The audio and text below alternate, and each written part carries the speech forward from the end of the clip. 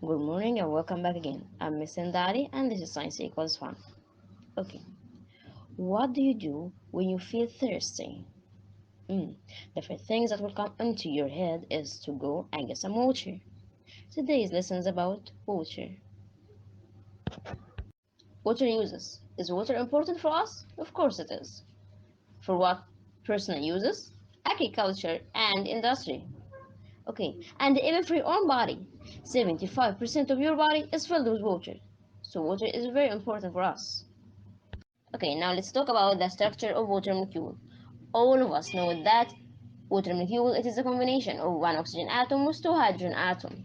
And in the video of electronegativity, I've talked previously about the covalent bond, so all of us know what is meant by covalent bond. It's not something new.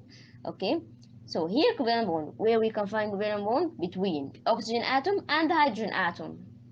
Okay, so how many covalent bonds in water molecule? We have two, yeah, two.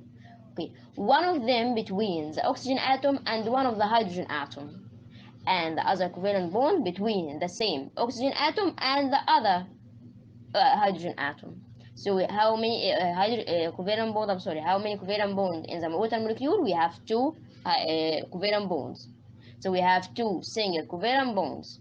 Okay, and the angle between these two single covalent bonds is 104.5 degrees.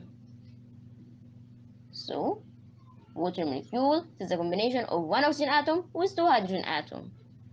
And in the water molecule, we can find two single covalent bonds.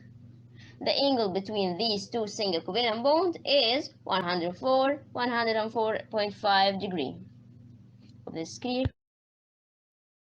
When we talked about electronegativity, we said that for water, the oxygen atom share same electrons with a hydrogen atom, and the same oxygen atom and the other hydrogen atom share the same electron.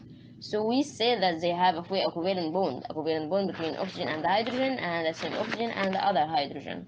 So we have two covalent bond. Why covalent bond? Because they are sharing same electrons. Okay, keep this in your mind. So we said that there are covalent bonds between oxygen and hydrogen because they are sharing same electrons. Okay, since there are a covalent bond, this will lead to the next, which is the oxygen. The oxygen has a more or a higher electronegativity, and this lead to what? The oxygen, the ability of oxygen to attract the electron towards itself is more than the ability of oxygen to attract the electron towards itself. So the electronegativity of oxygen is more than the electronegativity of hydrogen. Okay, again, we said that oxygen shares the same electron with hydrogen. Okay, so both of them are sharing same electron. So each one of them wants to take this electron towards itself. Okay, who will win? The oxygen. Because the oxygen has a higher electronegativity. This means the ability of oxygen to attract the electron towards itself is higher than or more than the ability of oxygen to attract the electron towards itself. Okay. And since the electronegativity of oxygen is more than the electronegativity of hydrogen, this will lead to the charge of oxygen will be partially negative, and the charge of oxygen will be partially positive. Okay, so since the electronegativity of oxygen is more than or higher than the electronegativity of oxygen, this means the oxygen will attract the electron towards itself better than hydrogen. This will lead to what? This will lead to that we will find that oxygen carry a partially negative charge and hydrogen carry partially positive charge. Okay, of course, it's logic. Oxygen attracts the electron and the electron is negatively charged. So this will lead to the oxygen will be partially negative.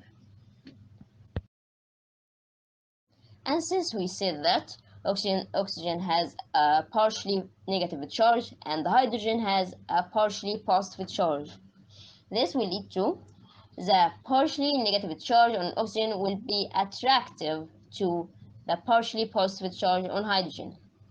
And this will lead to a weak electrostatic attraction. This attraction is called a weak electrostatic attraction. So we will find attraction between the partially negative charge on oxygen and partially positive charge on hydrogen. Attraction between positive and negative.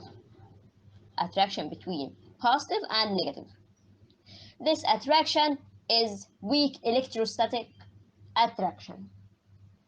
Called what? Hydrogen bond.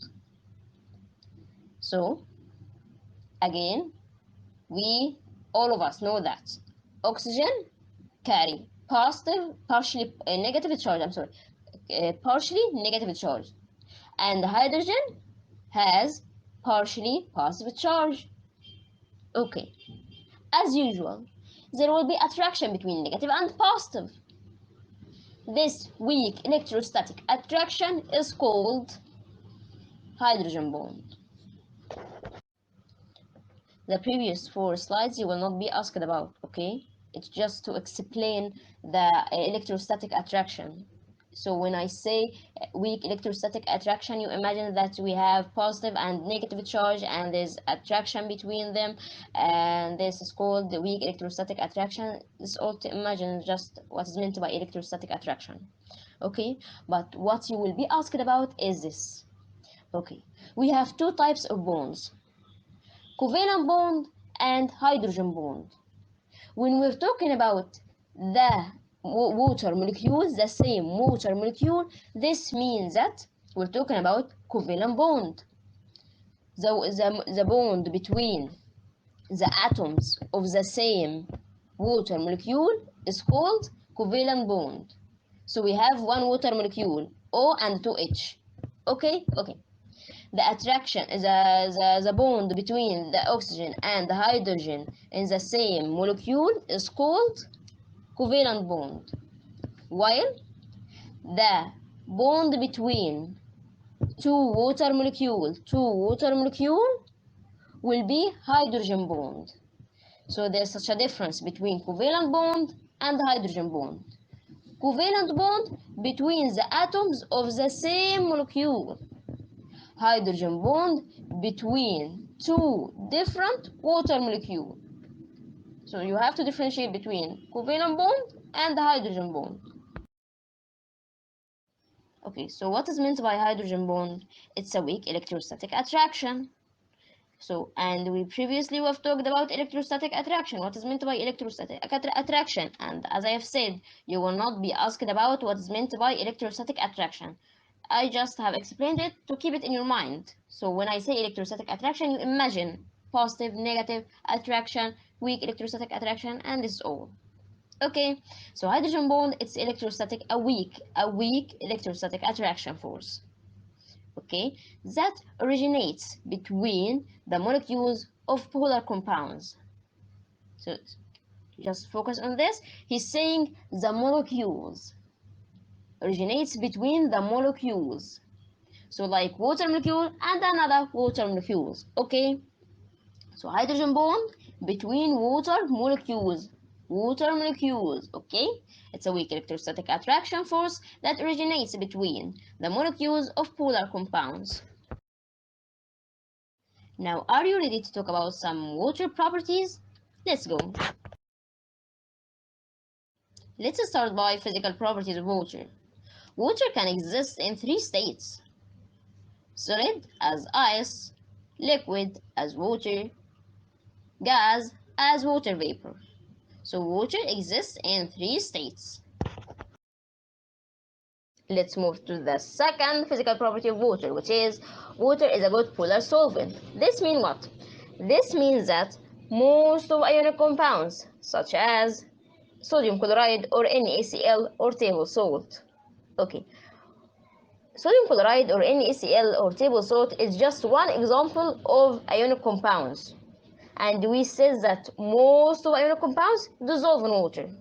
Okay, so when you add table salt to water, you will notice that table salt will dissolve in water. The symbol of table salt is NaCl. Okay. Some of covalent compounds, such as sugar, will dissolve in water. Why? Because it has the ability to form a hydrogen bond with water. Okay, and if you wanted to know more about ionic compound and covalent compound, go back to the electronegativity video. In this video, you will learn about ionic compound and covalent compound. Okay, so let's move back to the covalent bond. So only some of covalent compound will dissolve in water. Like what? Like sugar. When you add sugar to water, you will notice that it will dissolve. Why? Because the sugar has the ability to form a hydrogen bond with water. While some of covalent compound can dissolve in water, others can't, like the oil. The oil can't dissolve in water. Why? Because it can't form a hydrogen bond with water. So the water will come to sugar and yeah, come here, I will make a hydrogen bond with you, and then it will go back to the oil, and no, I can't. I will not make a hydrogen bond with you. No, I won't.